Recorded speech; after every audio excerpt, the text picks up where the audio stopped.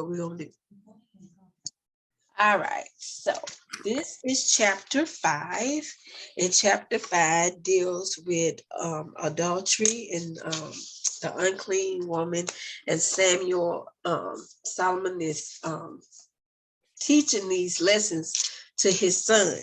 But I want to share part of the key passage, what 5 is dealing with, Proverbs 5:1-23. And it's called the illicit attraction. It said the Bible does not speak against sexual fulfillment. In fact, sexual delight and marital love are exalted in the Song of Solomon.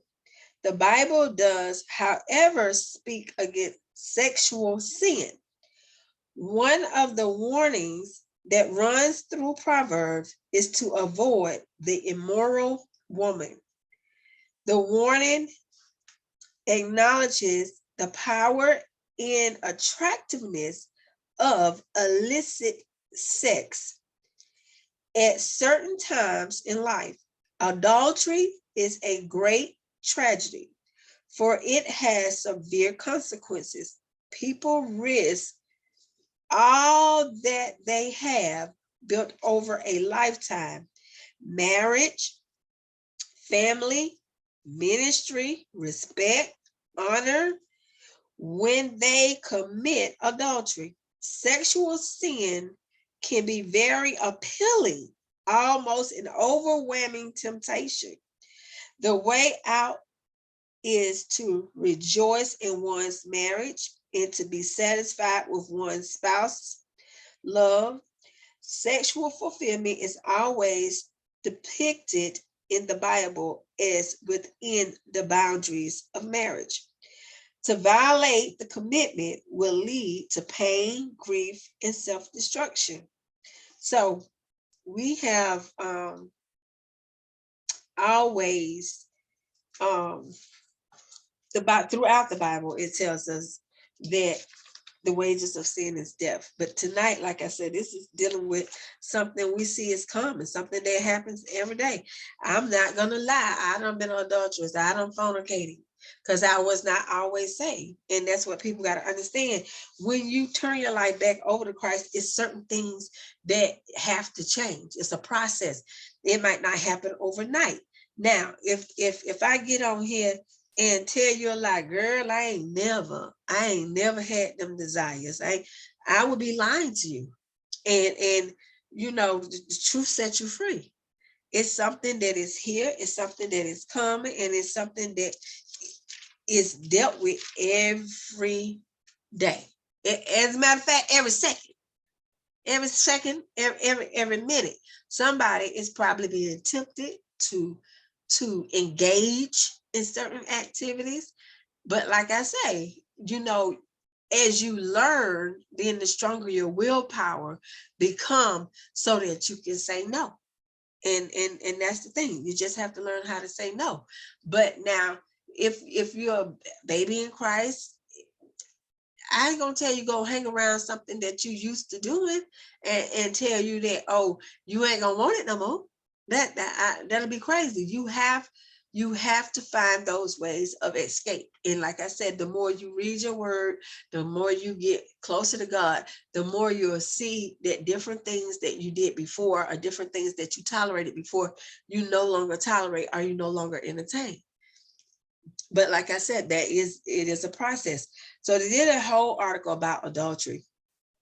And it said people faced with adultery struggle with some of the most painful of human emotions: abandonment and betrayal, as well as anger and despair. Although adultery strikes at the heart of the marriage covenant, forgiveness and healing are possible, and broken marriages can be and are being restored.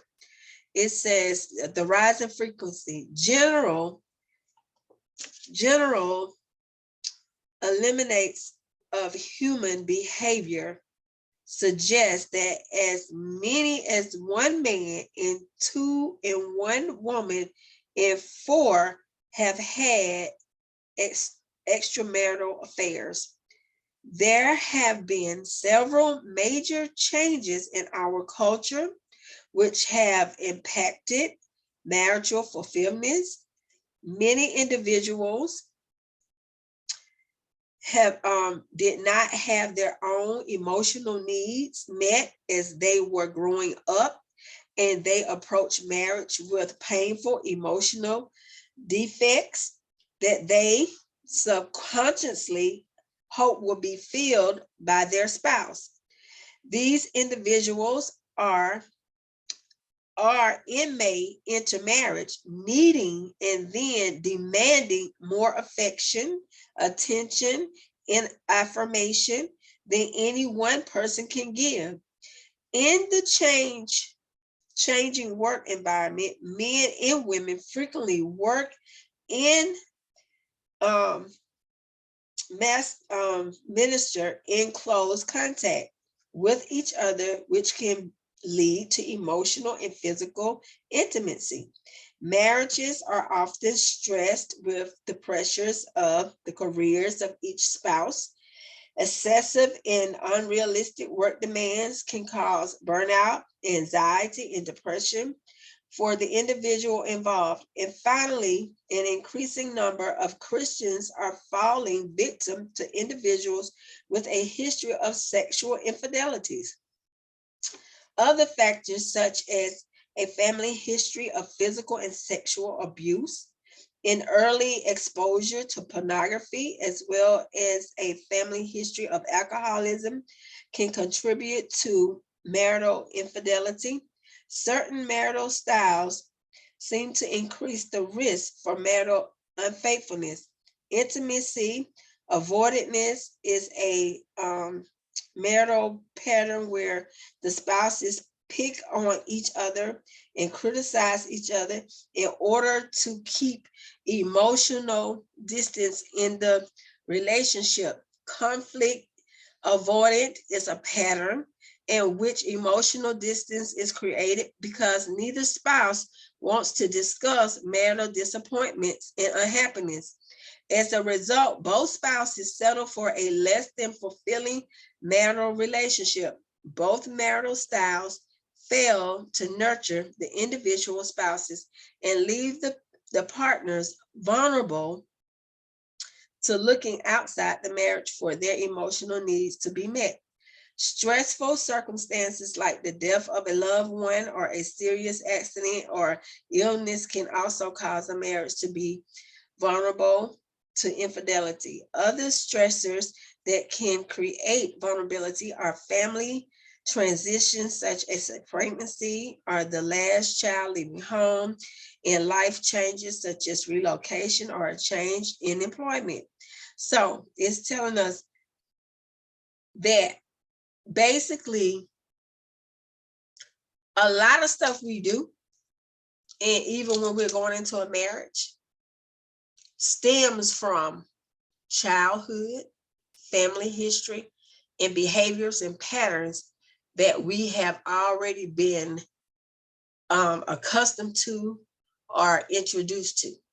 So it's saying that we go into these relationships, and because we didn't find something from before, then we expect, okay, that person I'm with, okay, they're going to be able to give it to me. But that's not also always the case. That's why I always say, we have to be healed from our past in order to deal with our present and future. And the part I'm going to share is the healing process. It said healing is possible after infidelity. Increasing numbers of couples are braving the path of healing and restoration of their marriages. To begin in the healing process, both spouses will need to understand what caused the infidelity in the marriage. This will require a long, thoughtful look at the marital pattern and how it's developed, as well as what each person has contributed to the marital breakdown. Difficulty through it is each spouse should focus on his or her own issues as opposed to criticizing and blaming the other person for the problem of the infidelity. Like rebuilding a wall brick by brick, a couple can begin to rebuild trust in each other, and by telling each other the truth and by being accountable to each other. It is vital for each person to keep his or her word. If one spouse promises to do something, he or she needs to follow through and do it. Finally, trust can be rebuilt by using gestures of affection and non-sexual touch to express caring and affirmation. Later in the healing process, both spouses will need to take time for restoring and enriching the marriage. The restoration process involves identifying and reestablishing what was good about the marriage before the adultery. The interest, the enrichment process involves learning and implementing new skills and behaviors to strengthen the relationship. So basically, even after that, it's telling you you can heal through that process. So Proverbs 5 is just basically going to tell us about dealing with this woman, because Solomon made this character a woman. So it says he's talking to his son. He's trying to train him in the way that he should go. So he says, my son, attend unto my wisdom and bow thy ears to my understanding, that thou mayest regard discretion, and that thy lips may keep knowledge. For the lips of a strange woman drop as in honeycomb, and her mouth is smoother than oil, but her end is bitter as wormwood, sharp as a toadich and sword. Her feet go down to death. Her steps take hold on hell. Lest thou shouldest ponder the path of life. Her ways are movable, that thou cannot know them. Hear me now, therefore, O ye children, and depart not from the word of my mouth. Remove thy way far from her, and come not nigh the door of her house, lest thou give thy honor unto others, in thy years unto the cruel, lest strangers be filled with thy wealth, and thy laborers be in the house of a stranger. So he's warning his son that this woman, she gonna be smooth. Her talk gonna be smooth. But if you fall for it, there's a bitter end in the end if you fall for it. When it says 5:3, when it talks about the lips of a strange woman. So it says the book of Proverbs repeatedly warns about the destruction of sexual immorality. This includes any sexual conduct outside the boundaries set by God in the word, including any sexual relationship outside of marriage. It also includes any mental or physical activities that result from or results in a desire for ungodly sexual relations. Solomon emphasized that through the pleasures of immorality are attractive, they do not give a true picture of reality, and giving in to them will lead to ruin. So he's saying behaviors that violate God's standards of sexual morality and purity are found in this chapter and in chapter 2 as well of Proverbs. They mentioned the woman a little bit back in chapter Proverbs 2 when we went over that. And then it says the opposite choice to sexual immorality is unchanging devotion to God, learning the discipline of sexual abstinence, which means no sexual relationship at all prior to marriage. God's plan is for us to find complete fulfillment of natural sexual desire thoughts, a committed marriage to a spouse of the opposite sex who also seeks God's will. So that's what it's telling us. Now, I'm a transparent person, so I'm gonna tell you. In today's society, and I would probably say in the last 10 years, keeping to yourself become more and more challenging because you have men that will be like, you tell them no, and they determine to make you say yes. But as you go through the process, like I said, as you start retraining your mind, the way you think, your behaviors, and getting closer to God, it gives you that ability to say no. I don't want it. I don't want to partake in it. And then too, as a woman, as we read the scripture, because I started reading again more in my Bible, and it basically tell you that you have value, you have worth. So the thing is, am I gonna allow you to take away value from me just because I want to be with you? Because a lot of times we want to be with people, but then they don't agree to what we want to agree to, and then we give in and be like, oh well, okay, well I'll just, it ain't like, it's 4-5 people I'm running with or whatever. But the thing is, we shouldn't compromise. So if we're saying, Lord, I need you to send me somebody, I want you to send a man for me, but we got to really be honest with ourselves and say, how is he going to send that person when we still connected to so many soul ties? Because it's like, what we have to realize is that for everybody we go to bed with, we are now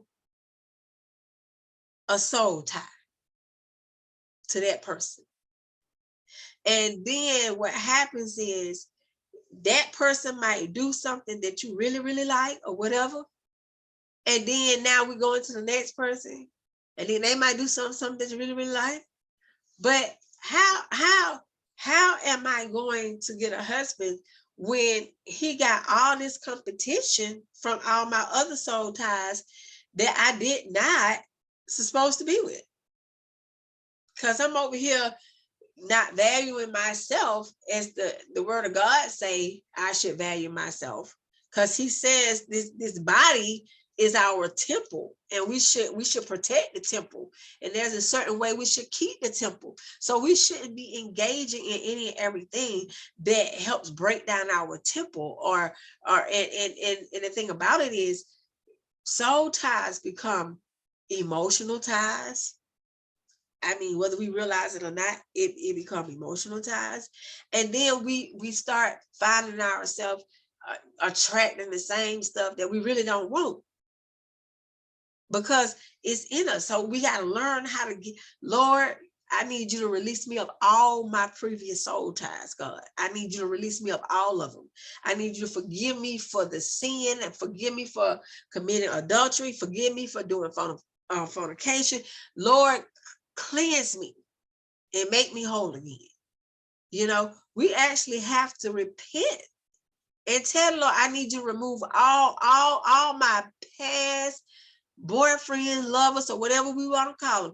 I need you to remove all them spirits away from me, all them soul ties away from me. I need you to cut me free from them, so that I'll be able to get the person you send to me. That's just like saying, okay, God, I want you to send me something. So I want God to send me the most his prize king to come get this queen. Okay. But the thing is, I want God's best. But if I'm not taking care of my temple and I'm engaging with people and I got different soul ties, how can I ask God to send the best he had for me when I'm not even representing myself as the best God has created me to be? That's why I said this chapter here get a little deep. There's a lot of meat got to pick off right here, because it's much deeper than what we think. Then it says, house of a stranger, and thou mourn at the last, when thy flesh and thy body are consumed, and say, how have I hated instruction, and my heart despised reproof, and have not obeyed the voice of my teachers, nor inclined mine ear to them that instructed me. I was almost in all evil in the midst of the congregation in assembly. And in 15, it said, drink waters out of thy own chester, and running waters out of thy own well.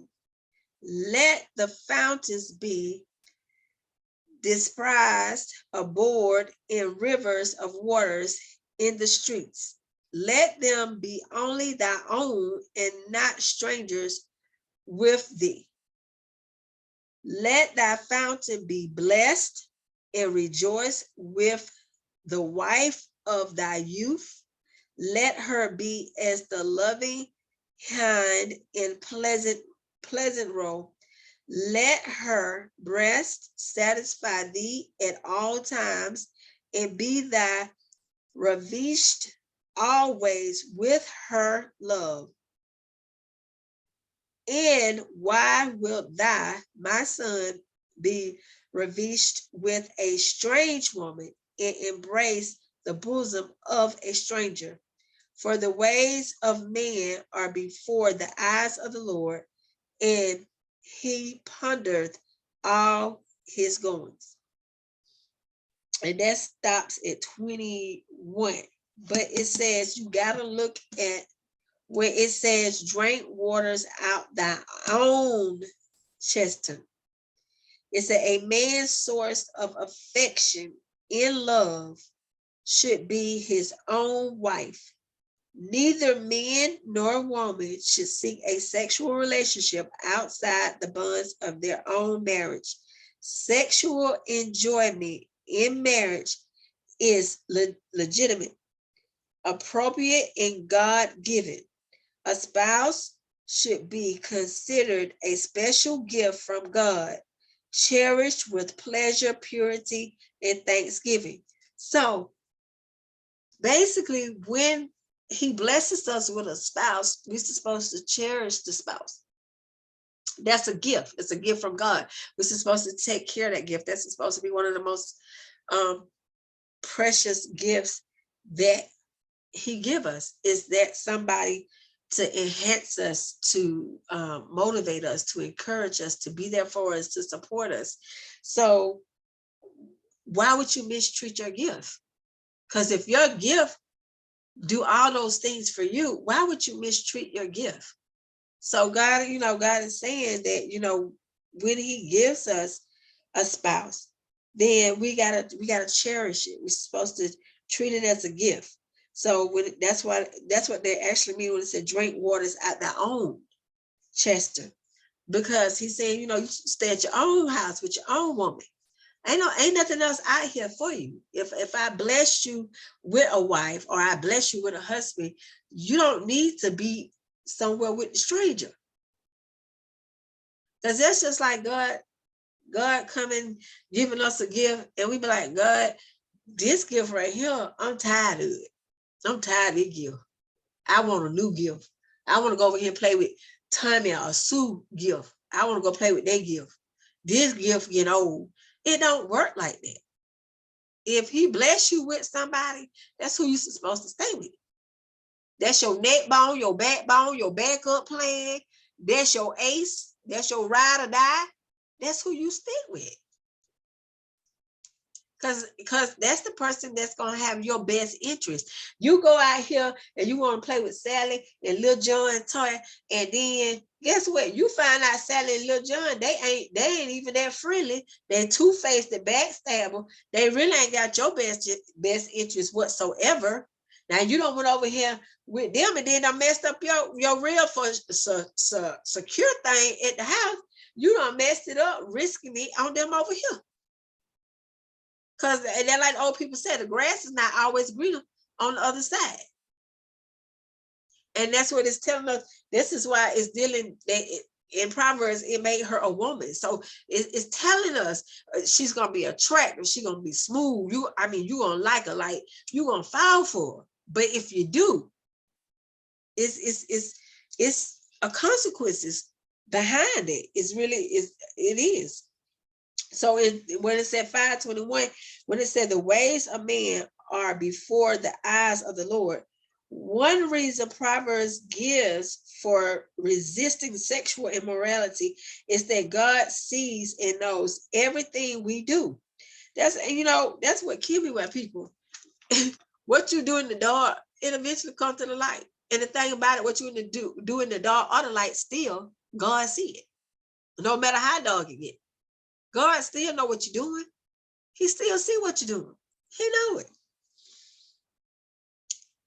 And then it goes to tell us everything we do and will judge us accordingly. He will be a swift witness against adulterers because of our activities are before the eyes of the Lord. No one who is guilty of sexual immorality will escape its terrible consequences.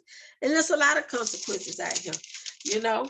Some people get pregnant. Some people get sexual diseases. It's a lot of consequences for taking a risk. I promise you. It's a lot. It's a lot of risk. And so many risks sometimes make you scared. Don't even try it. Just let it go. Just let it go. And if a person cannot get to know you, that is one of my pet peeves. Now, if our conversation right off the bat is let me come by and chill with you. No, we ain't chilling. We ain't about to chill. Not right now. I don't even know you. So how you finna come chill? And like I said, it's somebody for everybody. It's something. I say it all the time. Somebody out there gonna be game for everything. But guess what? We know better. So you ain't finna come with the game with us. You know what I'm saying? If you're not trying to settle down, be serious, keep it moving. Don't waste my time. Because I'm looking for something better. I'm not looking for what you're trying to do. I'm not looking to entertain you in that way at this point. Not in my life. I'm getting too old. And then 22 said, his own iniquity shall take the wicked himself, and he shall beholden with the cords of his sins.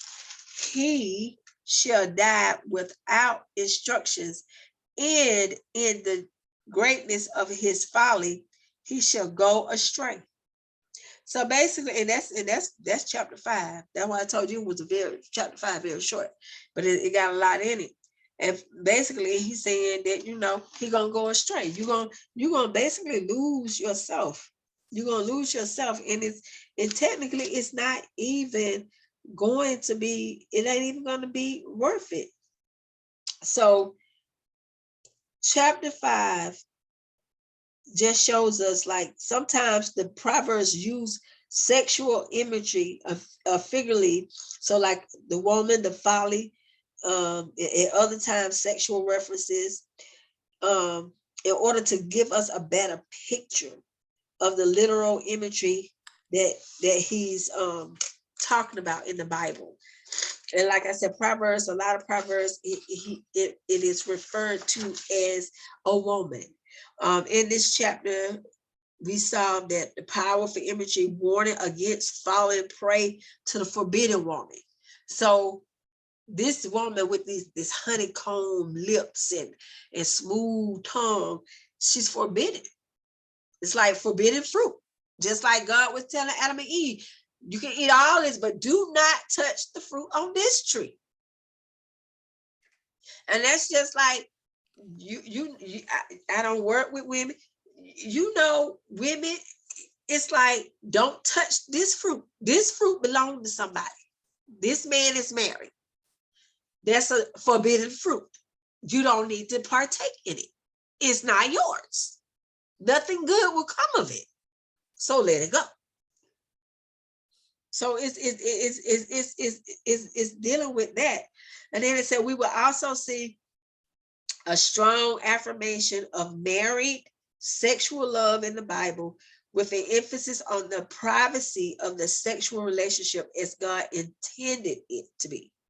He intended to be. God, it never said it's bad. It just has to be under the right bonds, which is marriage. Because now you have people with this idea, oh, marriage ain't nothing but a piece of paper. We live together. We good. That marriage ain't nothing but a piece of paper. Man made that piece of paper, whatever. God said, be married. And even with that, God also, they respected government and leadership. So if they say, hey, you need this piece of paper to show that you're married, then if you ain't got no problem staying with that person 20, 50 years, laid up with them, why not marry him? Why not commit? That's just like Jesus, I want to be saved, but I can't commit today. Why not commit? I want the benefits. I want the Lord to bless me. I want him to open doors. I want him to do miracles. I want him to do the impossible. I want him to provide. So why not commit myself to the Lord who is going to give me all of this stuff? We commit to all kind of other foolishness. So what's so hard to commit to God? That's what we got to see. It's not hard. We just have to change the way we think, change our minds, and just really be determined that we're going to make a change that's going to be for the better of us. And that's later on going to be for the better of the rest of our life. Because I've tried it my way. I've tried it my way several times. But hey, did it always work out for me? No. When I tried God's way, stuff seems to fall in line. I will never forget, I needed somewhere to stay. God told me to go back to my old landlord. I went. He said, I have a house. And he said, but it's not quite ready yet. And in my mind, I already had said, I don't want to pay no more than $850. That's it. I can't go over that because I can't afford that. I can't go over that. However, he was like, well, it's $950. I was like, oh, Lord. But let me tell you, the Lord made a way. For 7 years, I paid $950. But in my mind, I started out saying, I can't afford that. I can't afford that. I can't go, and looking at my budget, I can't go over $850. But the man said, it's $100 more, you know. And I just prayed about it. And I said, okay, Lord, if you told me to go to them, I'm sure you're going to work it out. And 7 years later, that $950 got paid every month on time. So I know he's a provider. You know, I know it's a provider because we look at stuff that we're possible that is within reach for us to do. And then we look at some things and say, oh, that's impossible to do. But then you got to know who we belong to, who our daddy is. God said he can do all things. We can't. But with him on our side, things can happen. Things can happen that we don't even realize can happen. So it's just saying, in that, like I said, even though he uses a woman as the example in Proverbs 5, that goes the same for men. Men can be forbidden fruit. They can have smooth tongues. They can have honeycomb lips. They can tell us as women everything we want to hear. Baby, you fine. Baby, you look good. Oh, honey, where your man is? They can run down the list. And then when they see any little weak link, oh, they gonna get you. So that work, that illustration, he used a woman. However, it could be both. It could be a man and a woman both being slick. And if we indulge, it might not work out right. It ain't gonna be in our benefit. So it's like the God, he warns us in the word. He used the word to teach us things to stay away from. And we have to make a conscious decision to stay away. And then he also said, you know, when you get to that place where you are tempted, I will make a way of escape. But do we always take the escape route? No. We just going on with the temptation to do what we're going to do. Lord be trying to help us out. He might be saying, don't answer that phone. Ignore that call. Ignore that text. But our curiosity in our mind, it done got in our ear gate and in our eye gate. So now let's check it out. What they got to say? What they got to say? Oh, okay, all right. And then sometimes you set yourself up, because if you know you're weak, don't even look at it. Don't even entertain it. Because if you entertain it for 1 minute, guess what? Next thing you know, you're going to be fell off in that situation that you know you had no business being in. For real. For real, for real, for real, for real, for real. Where's my sanitizer? For real. But y'all got to understand that Proverbs 5, even though they say it's a woman, it can be a man as well, with honeycomb lips and smooth talk, smooth as oil, and get you caught up. And then when you get caught up, then you're going to be looking crazy. Because he's saying, stay away, stay away, stay away. Don't go into the temptation. Don't let her fool you. Don't go there.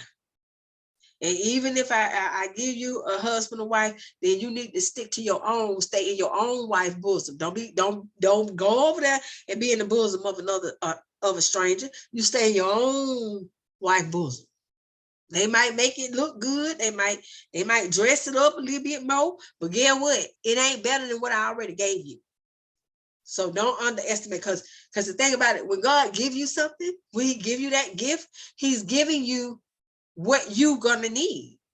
Because God already know what we need before we need it. So he gonna give you that person, that gift that he know gonna fit you, that you gonna need. So if you crazy enough to leave your gift, God done gave you and bless you with a gift and you leave it. And then some people that go off and they be like, oh yeah, I'm this, I'm that. And they be like, oh, I'm happy. Boy, them folks, I'm just gonna tell it, they be at home catching hell, which they ain't never came across that person. And they ain't got no peace. But like the Bible tells us, that it's gonna be consequences if we travel that road, if we go down that route. There is a punishment associated with it. Now they might not admit it, but there's a punishment associated with us doing things we ain't got no business doing. That's the bottom line. And we living in a world and a society where everything is gain. You know, everything is gain. People do anything and they bold and bad enough to do. But however, at the end of the day, there is still going to be a consequence to pay for the things we do that we know is wrong. And that thing that say you reap what you sow is true. It's true. It might not come back to you tomorrow, but it might come back to you next month. It might come back to you next year. But the thing is, you got to be real with yourself. Once you start getting in this Bible and learning this word, you do not want to do the same things that you did before. You don't have the desire to. And that's the thing. You have to pray that God take those things away. Even when I was coming into ministry, the one thing I kept saying, I was like, God, you ain't talking to me. You definitely not calling me into ministry, because for one, I like to drink. For two, I go to the club. And for three, I love having sex. So you ain't calling me. You said you love what? Having sex. So I said, Lord, you ain't calling me. You can't be calling me. So when I tell you, you literally have to reprogram yourself, controlling that eye and that ear gate. It's for real. Can it be done? Yes, it can be done. But you have to start saying, Lord, I want less of me and more of you. Every day I need you to give me more of you, God, and less of me. All the desires that are not of you, anything that is not pleasing to you, I ask that you take it away. It's like every day you got to pray and you got to remind yourself, am I finna choose God? Am I finna choose this world? Which one I'm about to choose? And every day you have to deny yourself. Deny yourself. There's some stuff you be wanting to do, but you say, you know what? Who gonna get the glory out of it? Is Joe Blow gonna be happy over here? Because he got what he wanted? But is God gonna get the glory out of it? If God ain't gonna get the glory out of it, guess what? Leave it alone. Leave it alone. And it seems like it takes forever for him to send you that right person. But like I said, that comes with the renewing of your mind and your spirit, that what you don't want to allow to keep happening to you, or what you're not going to tolerate to keep happening to you. And versus having soul ties that you don't want to be bothered with. And that's you have to find something that you say, hey, I value me. For me, I put on this ring and this bow ring with this heart with a it got a lock and key. And men be looking at it, you married? No, I'm not. I said, that's a bow and that's a heart with a lock on it. I said, and it's there for a reason. I say it's there for a reason. For one, I'm a gift. If God bless you with me, I am a gift. And I'm going to expect that you know how to treat the gift that God give you. And that heart with that key, that means you have unlocked it. So the person that take these two rings off that finger, you better be a bad brother and God better be done sent you, because I don't got no time to be playing right about now. Period. That's it. So that's the thing. We just got to learn to value us. We are the temple. This body is the temple. And we just cannot let any and everything in the temple. We can't let anybody on the temple. We can't even let everybody handle the temple. So guess what? Access denied to the temple. So sorry. I'm going to need you to show me that you know a conversation more than, can I come hang out with you? Or let's kick it. Let me see how your bed feel. No, you stay in yours. Mine feel pretty good to me, all by myself. We good. So it's just, the things that we know. The world has accepted premarital sex. And like I said, the world has accepted, but that doesn't mean we have to accept it. And then what people got to understand, they'll love to call you out and say, oh, well, you used to do this and you used to do that. But God said, once you come back and you turn to him, he washes all that away. He's not keeping account of all that wrong you did in your past, because you have now decided you finna walk with him, you're going to talk with him, and you're going to dedicate your life to him. So he gets rid of that past. And he make you like new. So as he make me like new, guess what? It's up to me to choose whether I'm going to go back and entertain that of my past, or am I going to stay here with God in my future, in my present. So that's what it is. So we just got to learn to value ourselves. And trust me, it's hard. It's hard being single. People want companionship. They want places to go. And I mean, if you can find a friend and they, you can go on a movie date or something like that, and they ain't always talking about, oh, I gotta go to bed. Da, da, da, da. That's what you're looking for. You're looking for a different conversation. A different conversation. You know, the old me a couple years ago, I might entertain foolishness, but the new me, I don't got no time for it. I don't got no time for it. God said, I am precious. I am a jewel. I have rights to rich heritage. And my daddy control everything. So guess what? Why am I gonna settle for something less than what God has planned for my life? Now, because I can't wait, then I might end up with something less. But if I'm waiting and I'm praying and I say, okay, God, I'm waiting on you. You in control. You direct my path. You show me who you want me to be with. You know what I'm saying? You let them paths cross. Then, I mean, you'll start seeing like a whole different conversation, a whole different situation.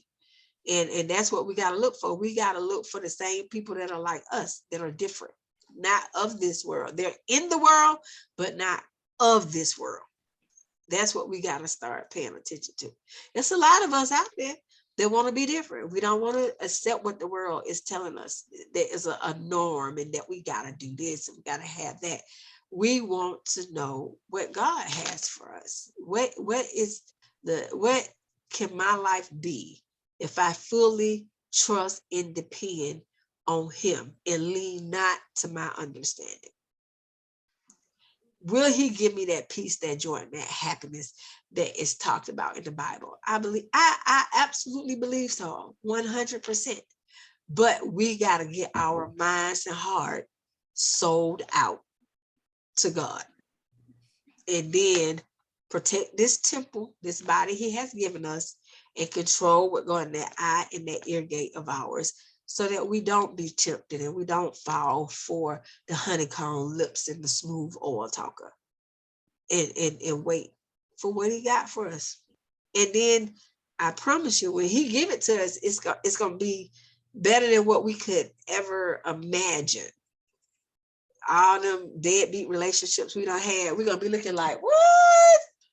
Oh man, I had wasted my time. I should have been with Jesus a long time ago, 30 years ago. But yeah. So do y'all have any questions about Proverbs 5? No? Did you learn something different tonight? No comment? I read it. Yeah. Oh, you don't read all the way to chapter 7. You're ahead of us. You're ahead of the game. Okay. So maybe we'll let you teach chapter 6 next Tuesday. No. Since you're ahead of the game. Well, in the midst of talking, no, I don't know what I want to say. Being that I was married 16 years, yes, that should have